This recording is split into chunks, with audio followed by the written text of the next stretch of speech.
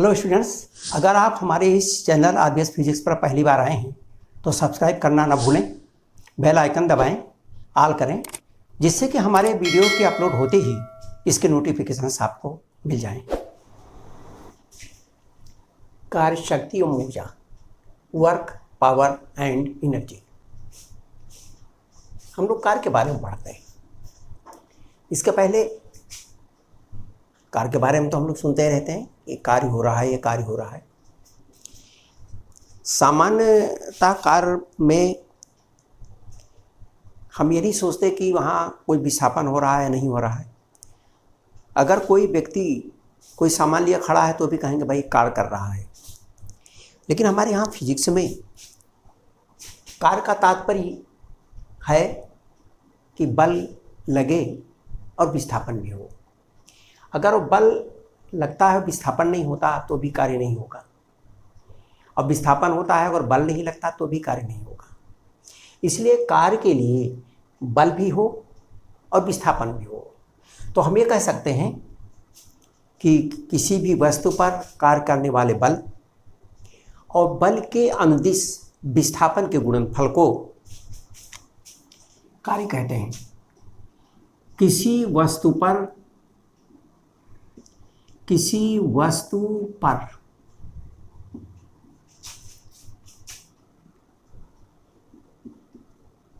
लगने वाले बल एवं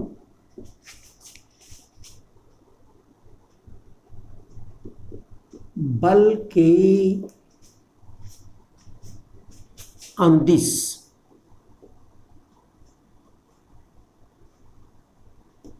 विस्थापन के गुणनफल को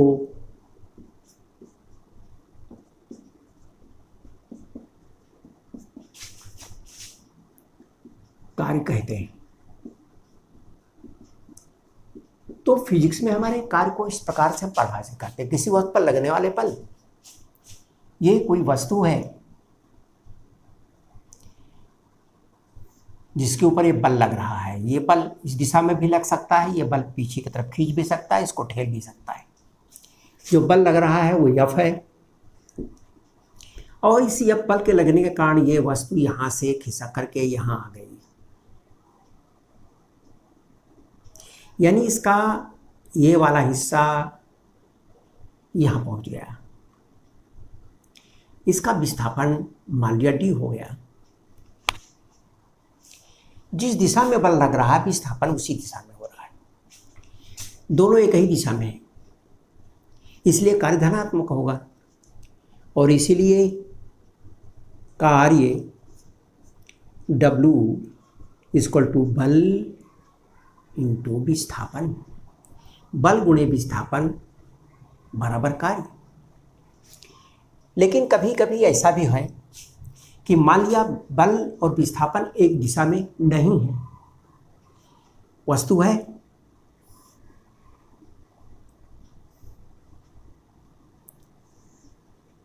इस पर जो बल लग रहा है वो इस तरह से लग रहा है, इस दिशा में। यहां पर जो बल है वो इसके साथ थीटा कोण बनाता है। विस्थापन इस दिशा में होता है, वस्तु यहां से यहां तक विस्थापित हो गई, यानी विस्थापन इसका यहां से यहां तक हुआ। जो इसकी भुजा यहां थी अब यहां आ गई, या इसकी ये भुजा यहां आ गई, या मध्य बिंदु है तो मध्य बिंदु यहां से आ गया। विस्थापन एक ही है क्योंकि ये ठोस है, आपस में दबेगा नहीं, इसलिए इसमें प्रत्येक अंग का विस्थापन बराबर होगा। लेकिन बल इसका इस दिशा में लग रहा है, जिस दिशा में बल लग रहा है उस दिशा में विस्थापन नहीं है, और जिस दिशा में विस्थापन है उस दिशा में बल नहीं है।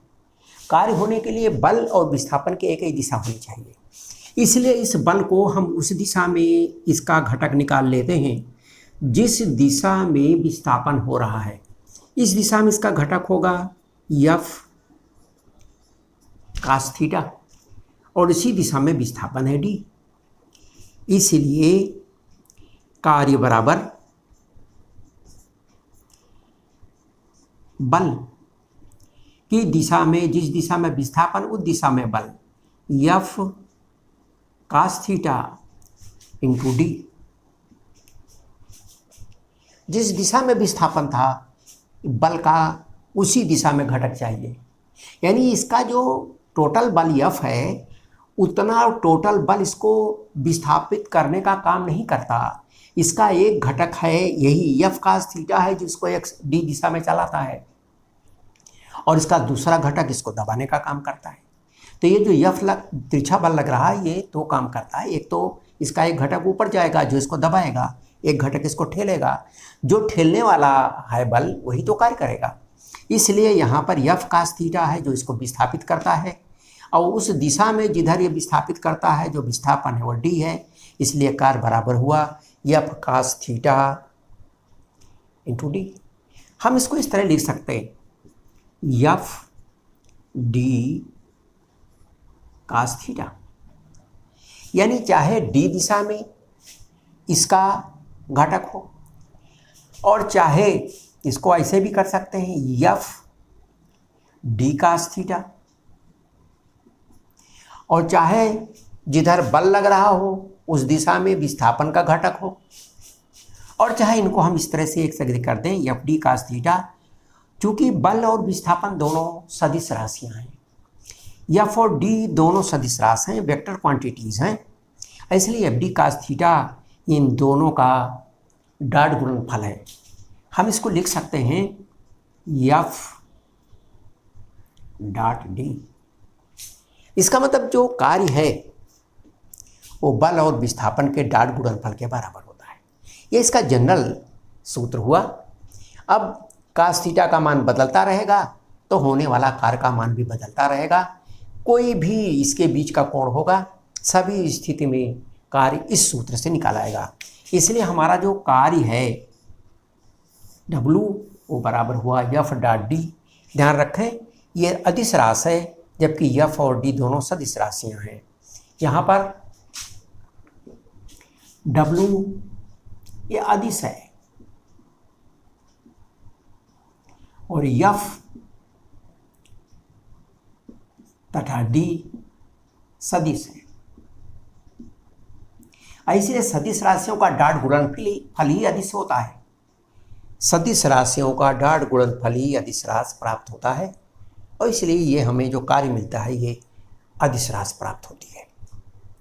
अब यहाँ पर एक बात और ध्यान देने की है कि ये भी हो सकता है कि बल लगे और विस्थापन न हो। तो यदि F तो है, बल F है, D 0 है, तो कार्य नहीं होगा। जैसे यदि कोई ट्रक खड़ा है और हम उसको ठेलते हैं, ट्रक भारी है उसको हम नहीं ठेल पाएंगे, बल तो लगा रहे हैं, बल है विस्थापन नहीं है, इसलिए वहाँ पर कोई भी कार्य नहीं होगा। इसी तरह से किसी कार को किसी चिकनी सड़क पर और धक्का लगा के छोड़ दिया। अगर कार को धक्का लगा के छोड़ दिया तो कार काफ़ी दूर तक फिसलती चली जाएगी, लुढ़कती चली जाएगी। लगातार बल नहीं लगा है, बल तो लगा के छोड़ दिया। विस्थापन जो कार में हो रहा है वो बल नहीं लग रहा है, विस्थापन तो हो रहा है, बल नहीं लग रहा है। तो यदि कार पर धक्का लगाकर छोड़ दें, कार चिकनी सड़क पर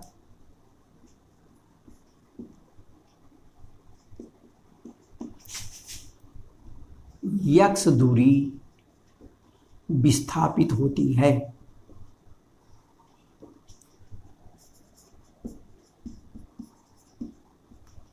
तो कार्य नहीं होगा, क्योंकि विस्थापन तो है, विस्थापन तो है, लेकिन कार ने धक्का लगा के छोड़ दिया। अब बल लग नहीं रहा है, बल तो लग के हट गया, अब बल नहीं लग रहा। उसके विस्थापन जब तक हो रहा था तब तक उस पर बल नहीं लग रहा था, बल नहीं था, तो बल जीरो था और इसलिए कार भी जीरो होगा। इसी तरह से यदि बल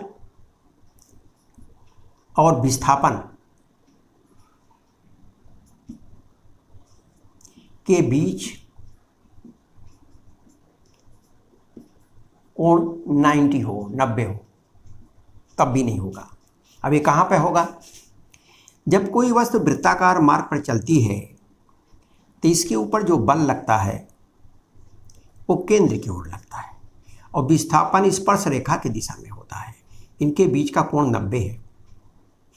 इसलिए यहाँ पर अभिकेंद्रीय बल द्वारा सेंटीपिटल फोर्स द्वारा होने वाला कार्य जीरो है। ये F कोई कार्य नहीं करता। सेंटीपिटल फोर्स, अभिकेंद्रीय बल और विस्थापन की दिशा एक दूसरे के लंबवत है, इसलिए होने वाला कार्य जीरो होगा।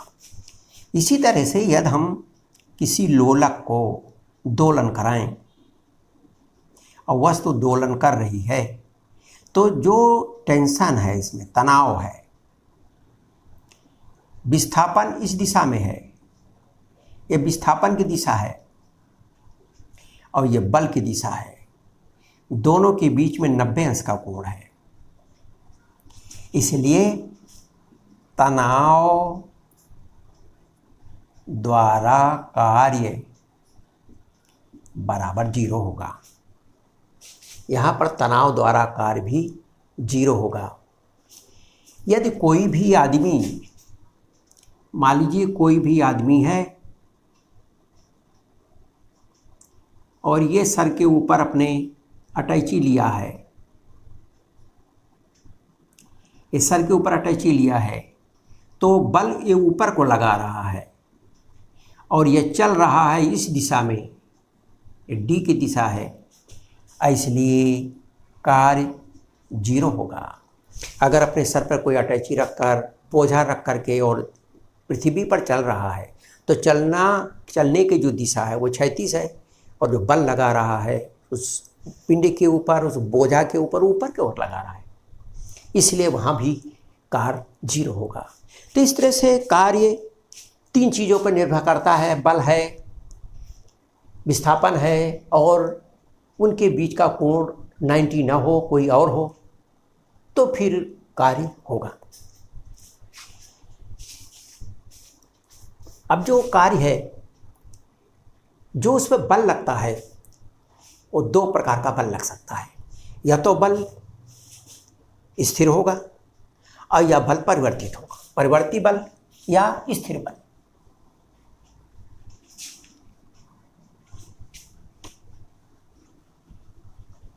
परिवर्ती बल या स्थिर बल।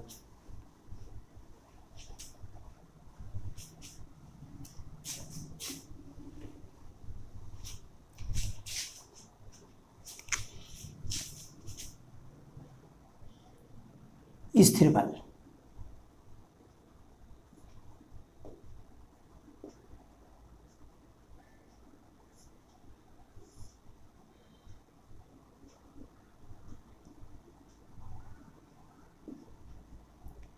अब अगर बल का मान स्थिर है, समय के साथ या दूरी के हिसाब से वो बल बदलता नहीं, जहाँ तक भी विस्थापन होगा बल का वही मान होगा। अगर बल का वही मान होगा तो कार्य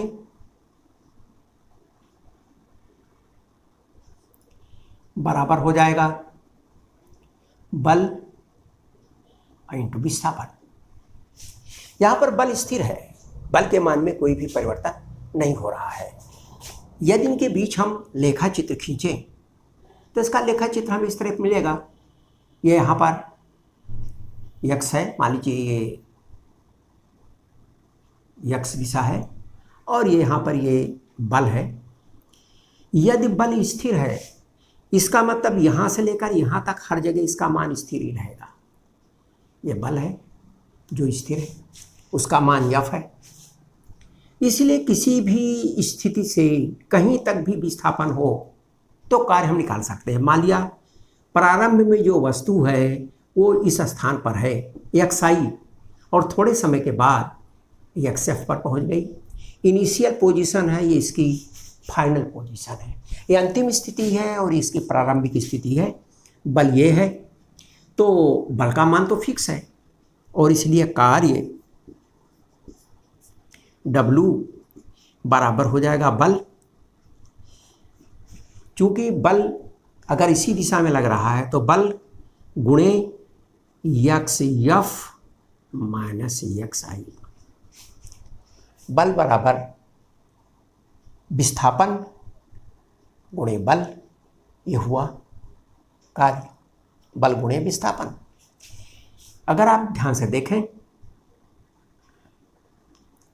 तो यहां से यहां तक ये एक्स एफ माइनस एक्स आई ये दूरी हुई और एफ एस दूरी हुई, इसीलिए जो कार्य है वो इस क्षेत्रफल के बराबर है। यही है कार्य W, और इसीलिए ये बराबर हुआ बल विस्थापन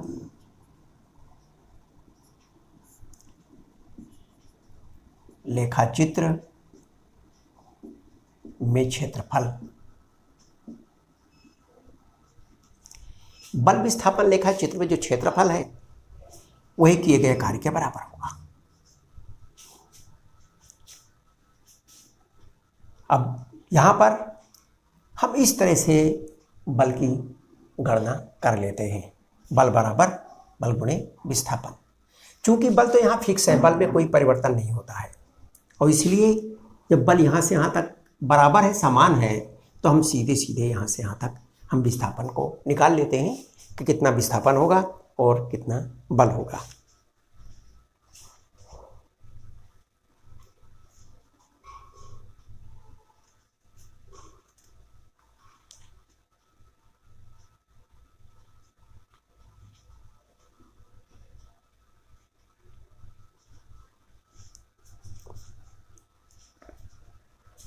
ये तो हुआ स्थिर बल द्वारा कार्य। और अगर बल स्थिर नहीं है, परिवर्ती बल है, तो परिवर्ती बल में चूंकि बल बदल रहा है,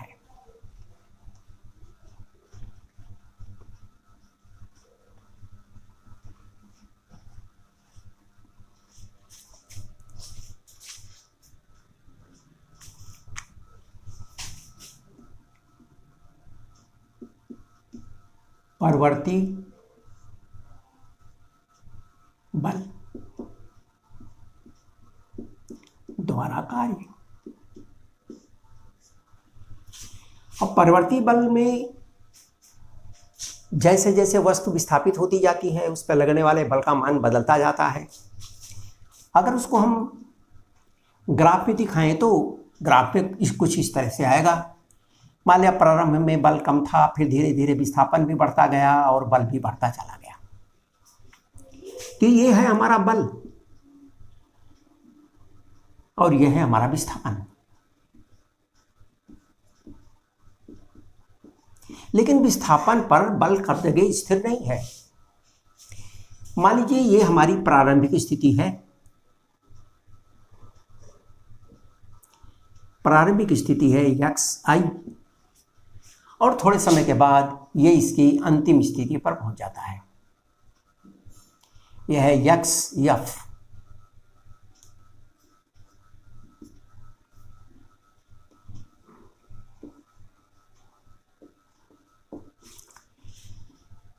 अब इसका चूंकि ये जो हमारा लेखा चित्र है ये सीधी रेखा नहीं है, इसलिए इसका क्षेत्रफल ज्ञात करना इतना आसान नहीं है।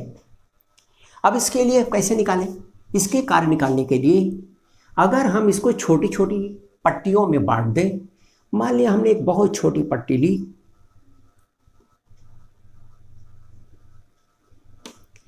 जिसकी चौड़ाई डेल्टा एक्स है और इसका जो बल है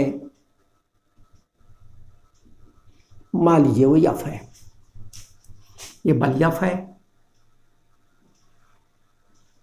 और ये इसकी चौड़ाई डेल्टा एक्स है। तो इसका जो क्षेत्रफल होगा इस पट्टी का, यहाँ से लेकर यहाँ तक विस्थापन होने में होने वाले कार्य के बराबर होगा। यद्यपि यहाँ पर इसका बल कम है और यहाँ पर बल ज़्यादा है, अंतर है, ये थोड़ा ऊपर है, ये थोड़ा नीचे है, यानी यहाँ पर बल कुछ और होगा, यहाँ पर बल कुछ और होगा, थोड़ा सा अंतर है, हम उसको समान बल मान सकते हैं। तो समान बल गुणे विस्थापन बराबर होने वाला कार्य, ऐसा हम मान सकते हैं। लेकिन अब ये तो अगर और छोटा हो जाए तो और समान हो जाएगा, और इस तरह की जितने भी पट्टियां हैं सबका क्षेत्रफल जोड़ लें तो टोटल कार्य आ जाए। तो कार्य जो होगा W वो बराबर हो जाएगा छोटी छोटी पट्टियों का क्षेत्रफल। छोटी छोटी पट्टियों का क्षेत्रफल होगा F डेल्टा एक्स। यहाँ पर F का मान बदलता जा रहा है, डेल्टा एक्स तो सब जगह बराबर लिया, ये हो गया आपका F का जो मान है वो बदलता जा रहा है। कहाँ से कहाँ तक बदल रहा है? XI से XF तक। हमने इनको जोड़ा, ध्यान रखेंगे अगर जोड़ेंगे, अगर ये बड़े बड़े इस तरह के हुए तब इसको हम सिग्मा कर लेते हैं। सिग्मा भी जोड़ने का काम करता है, सिग्मा XI से लेकर SF तक और F इंटू डेल्टा एक्स, इसको हम ऐसा कर सकते हैं। लेकिन यहाँ पर हम तभी सिग्मा कर पाएंगे जब इस पट्टियों की नाप ज़्यादा होगी, तो एक एक पट्टी का क्षेत्रफल हम जोड़ लेंगे।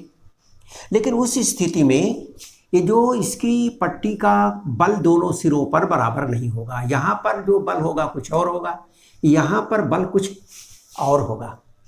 इसलिए बल एक ही हो, इस पूरी पट्टी के लिए एक बल हो, इस पट्टी की चौड़ाई और कम हो जाए।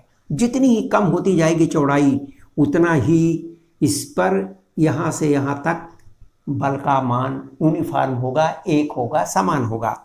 इसलिए W इक्वल टू, हम इसको समाकलन करना चाहें, ये हो गया XI to XF, F delta X की जगह ये हो जाएगा, बल्कि इसको कहिए डेल्टा एक्स अगर हम लिखते हैं तो यहाँ लिमिट ले लेंगे।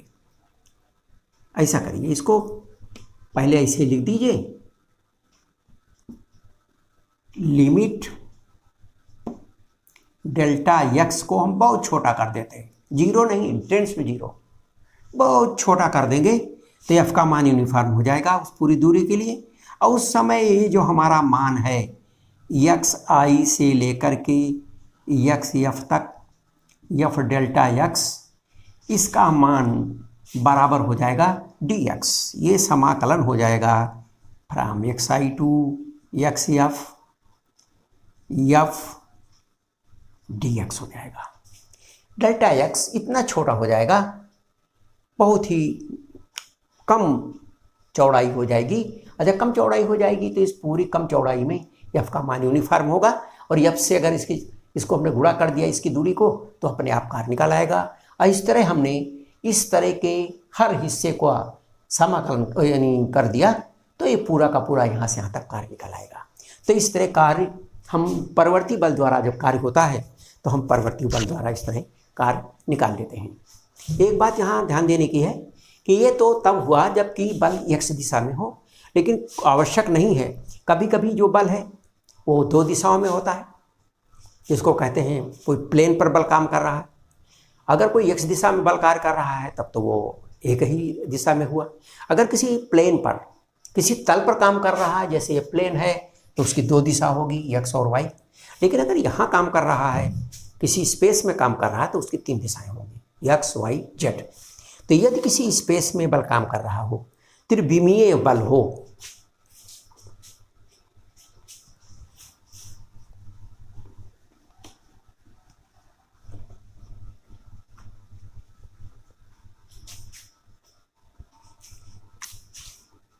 यदि बल त्रिविमीय हो,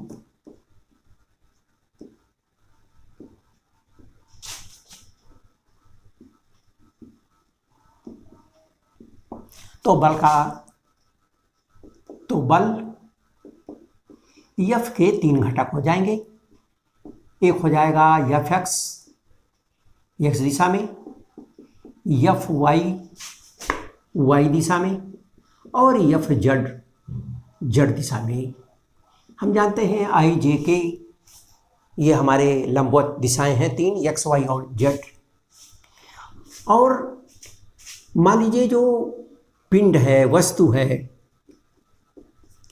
वो x1 y1 z1 से x2 y2 और z2 बिंदु तक विस्थापित होती है।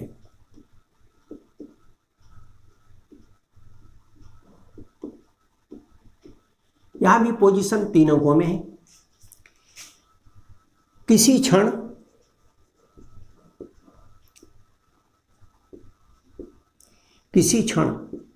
एट एनी इंस्टेंट टी, किसी क्षण टी पर मान लिया उसकी पोजीशन जो है, जो विस्थापित हो रहा है, वो उसका पोजीशन वेक्टर क्या है, पर स्थित सदिश r equal to X I cap Y J cap plus Z K cap है। ये उसकी पोजीशन वेक्टर है। तो फिर विस्थापन कितना होगा? इसलिए विस्थापन, छोटे विस्थापन के लिए विस्थापन हुआ आपका डी आर बराबर हुआ D x I cap D Y J cap D Z K cap. और इसलिए कार्य डी डब्ल्यू बराबर एफ डी आर, और इसलिए W बराबर F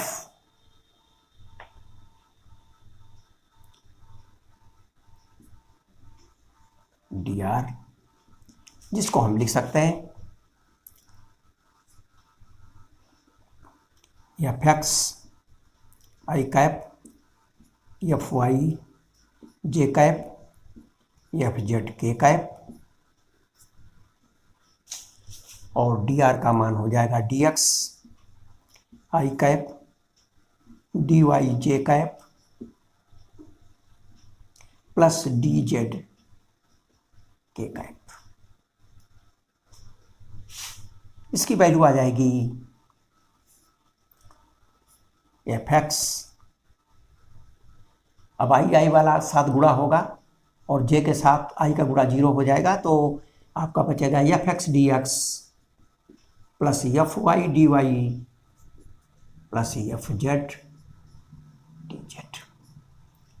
ये होने वाला कार्य होगा अगर त्रिविमीय स्थिति में बल है। और अगर एक स्थिति में है x में या y में किसी दिशा में, तो उसको सीधे सीधे हम गणना करके बल को निकाल लेते हैं।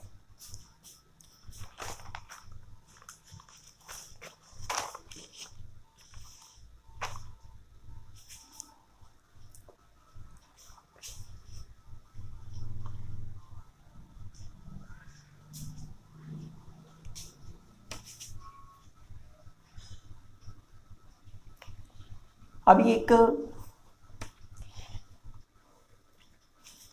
इसको ऐसे समझिए, एग्जाम्पल है एक, ये पिंड है,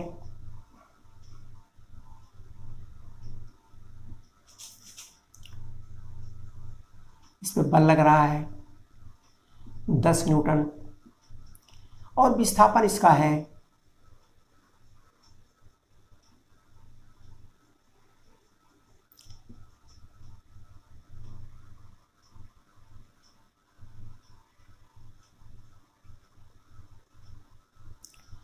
इसका विस्थापन है 5 मीटर।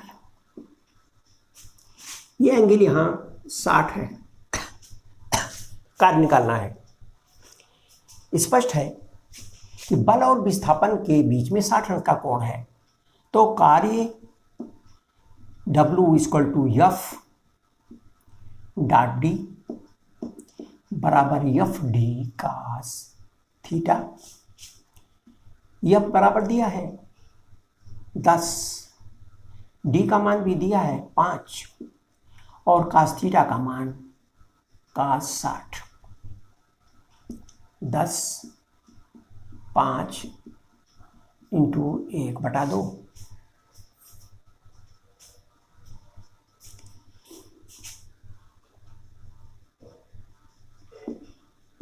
बराबर 25 जूल।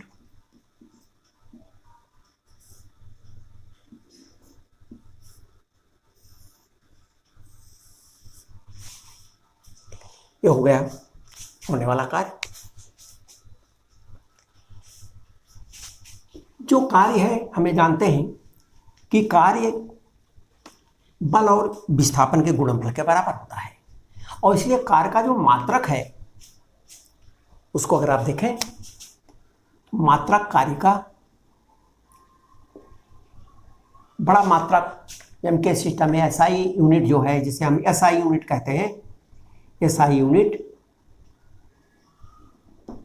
ये बराबर हो जाएगा न्यूटन। न्यूटन न्यूटन बराबर होता है बल गुणे विस्थापन। बल गुणे विस्थापन, बल का है किलोग्राम मीटर प्रति सेकंड स्क्वायर, इसका हुआ मीटर, तो हो गया किलोग्राम मीटर स्क्वायर पर सेकंड स्क्वायर। इसी को हम न्यूटन कहते हैं। किलोग्राम मीटर स्क्वायर पर सेकंड स्क्वायर को ही हम न्यूटन कहते हैं। न्यूटन बड़ा मात्रक है, छोटा मात्रक अर्ग है। 10⁷ अर्ग बराबर होता है 1 न्यूटन। इससे भी छोटा मात्रक होता है इलेक्ट्रॉन वोल्ट। इलेक्ट्रॉन वोल्ट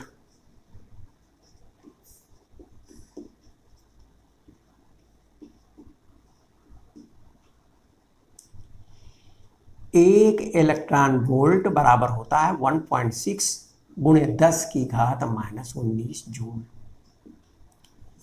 बहुत ही छोटा मात्रक है, इलेक्ट्रॉनिक मात्रक है। ये बहुत छोटी राशियों का यानी बहुत छोटे कार्य या ऊर्जा का मात्रक है इलेक्ट्रॉन वोल्ट।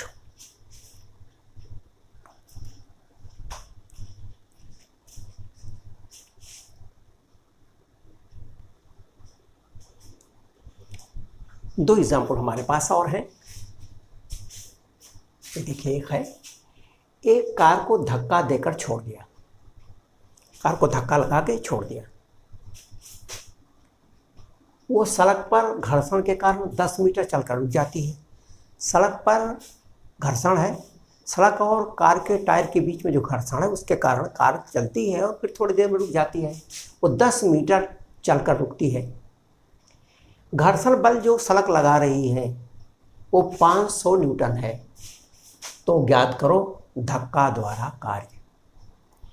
धक्का लगाया और आपने छोड़ दिया तो कार्य कितना होगा। हमने अभी इसका पहले बताया कि अगर किसी चीज़ पर धक्का लगा के आप छोड़ दें तो विस्थापन तो हुआ लेकिन बल नहीं लगा। जहाँ तक विस्थापन हो वहाँ तक बल लगे तब तो कार्य होगा। धक्का लगा लेकिन विस्थापन वो 10 मीटर तक बल नहीं लगा, इसलिए कार्य नहीं होगा। तो पहला इसका जो है धक्का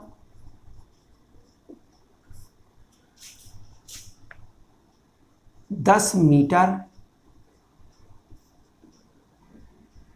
विस्थापन तक कार्य नहीं करता।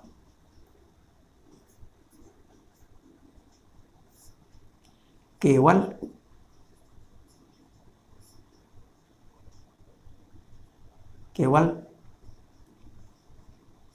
गति देकर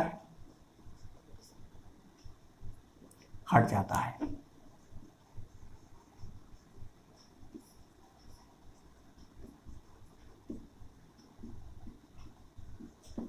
इसलिए कार्य बल तो रहा नहीं, विस्थापन है, इसलिए कार्य भी नहीं होगा। धक्का द्वारा कार्य नहीं होगा। धक्का द्वारा कार्य तब होता है जब धक्का लगाकर आप कार को बराबर 10 मीटर तक ठेलते रहते हैं। ऐसा हुआ नहीं। जब ऐसा नहीं हुआ तो फिर कार्य नहीं होगा, धक्का के द्वारा कार्य भी नहीं होगा। तो धक्का तो 10 मीटर विस्थापन तक कार्य नहीं करता, वो केवल गति दिया और समाप्त हो गया। इसलिए बल 0 है। विस्थापन तो 10 मीटर हुआ लेकिन उस समय बल नहीं लगा, इसलिए कार्य बराबर 0। दूसरा है, ये तो पहला हुआ। दूसरा है सड़क द्वारा कार्य, कार पर कार्य। सड़क ही बल लगाकर कार को रोकती है। सड़क द्वारा कार पर बल, ये बराबर हुआ 500 न्यूटन। 500 न्यूटन का बल कार पर सड़क लगाती है। लेकिन जो ये 500 न्यूटन का बल लगता है, ये पीछे की ओर लगता है। घर्षण बल है, ये विस्थापन के पीछे की तरफ लगता है, यानी इसके बीच में 180 अंश का कोण है।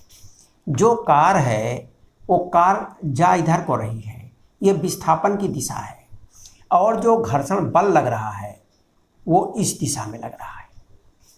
इनके बीच में 180 अंश का कोण बन रहा है। यानी इसीलिए घर्षण द्वारा कार्य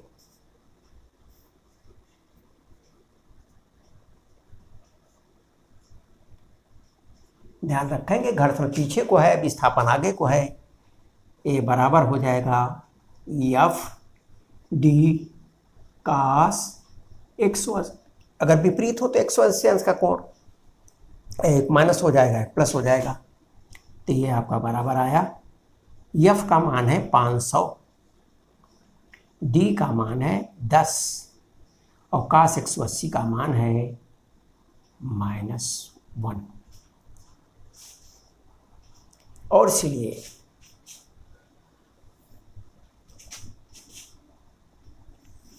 इसीलिए कार्य W बराबर हुआ -5000 जूल। ये है सड़क द्वारा कार्य। सड़क द्वारा या घर्षण द्वारा कार पर होने वाला कार्य। कार जिधर जा रही थी ये बल विपरीत दिशा में था, इसलिए कार्य ऋणात्मक रहेगा, -500 जूल, 5000 जूल। अब एक चीज और है, कार द्वारा सड़क पर कार्य, ये तीसरा है। कार द्वारा सड़क पर कार्य, जितना घर्षण बल सड़क लगाती है कार पर, उतना ही बल सड़क पर कार लगाती है। तो कार द्वारा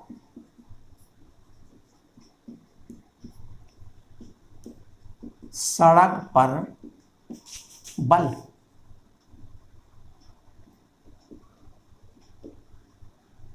$500 न्यूटन। कार द्वारा सड़क पर बल है 500 न्यूटन, लेकिन कार बल तो लगाती है सड़क पर। सड़क पर विस्थापन नहीं होता।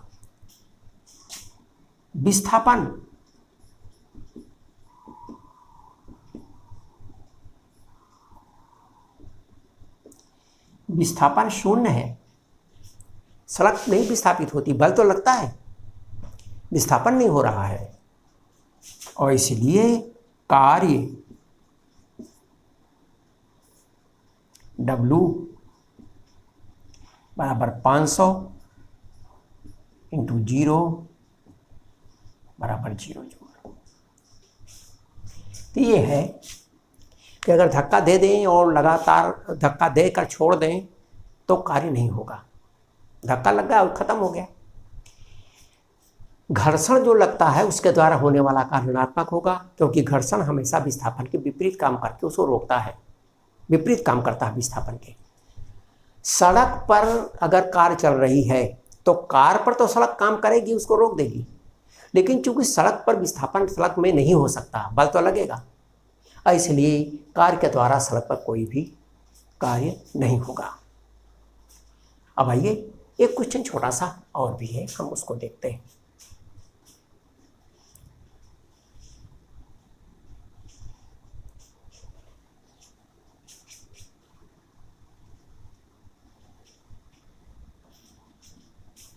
यहाँ पर ये जो दूसरा क्वेश्चन है ये परवर्ती बल का है। आप ध्यान से देखें, परवर्ती बल यानी वो बल जो विस्थापन के साथ साथ परिवर्तित होता रहता है, बदलता रहता है, विस्थापन के साथ बदलता रहता है, उसे हम कहते हैं परवर्ती बल। यानी वो स्थिर नहीं है, उसका मान जैसे जैसे विस्थापन होता है वैसे वैसे बदलता रहता है। यहाँ लिखा भी हुआ है F equal to 2x, x माने विस्थापन, ये बल विस्थापन पर निर्भर करता है। तो जो बल दिया हुआ है बल F ये बराबर है 2x, और इसलिए कार्य परिवर्ती बल में जो कार्य होगा W वो बराबर हुआ समाकलन xi से लेकर xf तक, प्रारंभिक अवस्था से अंतिम अवस्था तक विस्थापन, ये बराबर हुआ f dx। ये यहाँ बराबर हो जाएगा, f का मान रख दें तो हुआ 2x dx xi sf, इसलिए W बराबर 2 तो बाहर आ जाएगा, इसका समाकलन नहीं होना, x का होगा x स्क्वायर बटा 2, ये हुआ xi xf, लिख देते हैं इसको इस रूप में 2। अभी तो कांस्टेंट है, ये तो यहाँ कट जाएगा, आपका बचा x स्क्वायर, एक बार आएगा ये x f square minus xi square.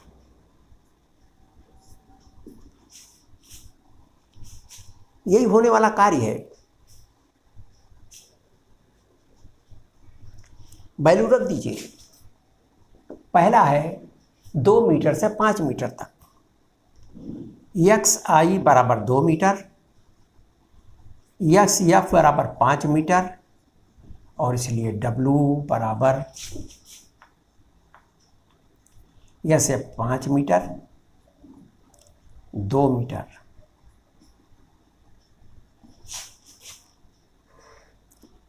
Seven into 3 21 joule. दूसरा है, ये तो आपका पहला है क्वेश्चन, फर्स्ट, और सेकंड में xi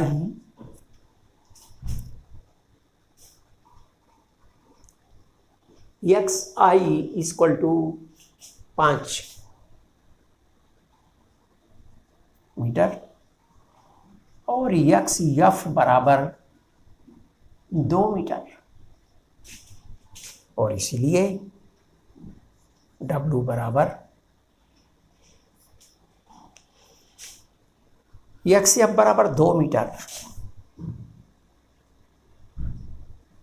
और xf बराबर xi बराबर 5 मीटर।